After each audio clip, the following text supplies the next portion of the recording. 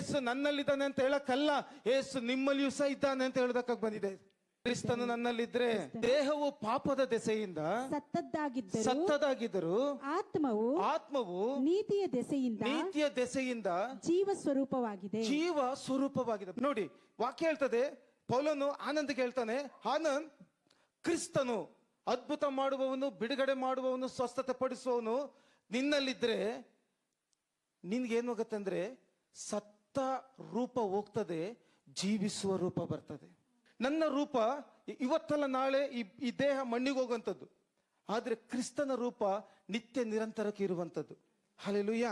ಅಂದ್ರೆ ಈಗ ಯಾವಾಗ ಆನಂದ್ ಯೇಸುವನ್ನ ಕರಿತಾನೋ, ಯೇಸುವಿನ ಆನಂದ ರೂಪ ಹೋಯ್ತು ಆತ್ಮಕ್ಕೆ, ಈಗ ಯೇಸುವಿನ ರೂಪ ಬಂತು. ಹಲ್ಲೆಲೂಯಾ. ಈಗ ಲೋಕ ನನ್ನ ನೋಡುವಾಗ, ಅಂದ್ರೆ ನೀವು ನನ್ನ ನೋಡುವಾಗ ಆನಂದ ಆಗಿ ಕಾಡ್ತೀನಿ, ಆದ್ರೆ ಪರಲೋಕ ನೋಡುವಾಗ ಆನಂದ್ ಯೇಸು ಆಗಿ ಕಾಣ್ತಾನೆ. ಮನುಷ್ಯನನ್ನು ನೋಡುವಾಗ ನಾ ಆನಂದ ಆಗಿ ಕಾಣ್ತೀನಿ, ಆದ್ರೆ ಸೈತಾನನ್ನು ನೋಡುವಾಗ ಯೇಸು ಆಗಿ ಕಾಣ್ತಾನೆ. ಅರ್ಥ ಆಗ್ತಿದ್ಯಾ?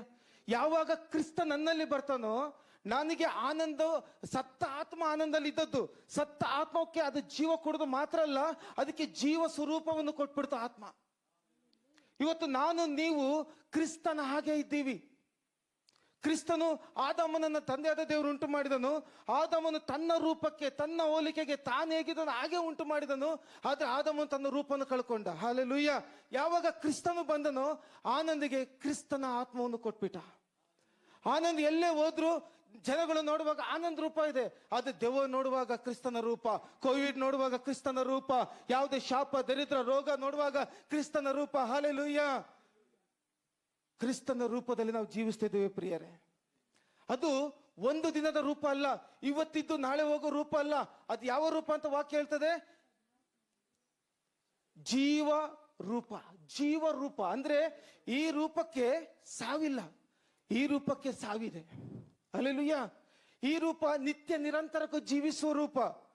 ಪರಲೋಕ ಹೋಗುವಾಗ, ಈ ರೂಪದಲ್ಲಿ ಹೋಗುವಾಗ ಪರಲೋಕ ನಿಮಗಾಗಿ ತೆರೆಯಲ್ಪಡ್ತದೆ, ಈ ರೂಪದಲ್ಲಿ ಅಲ್ಲ.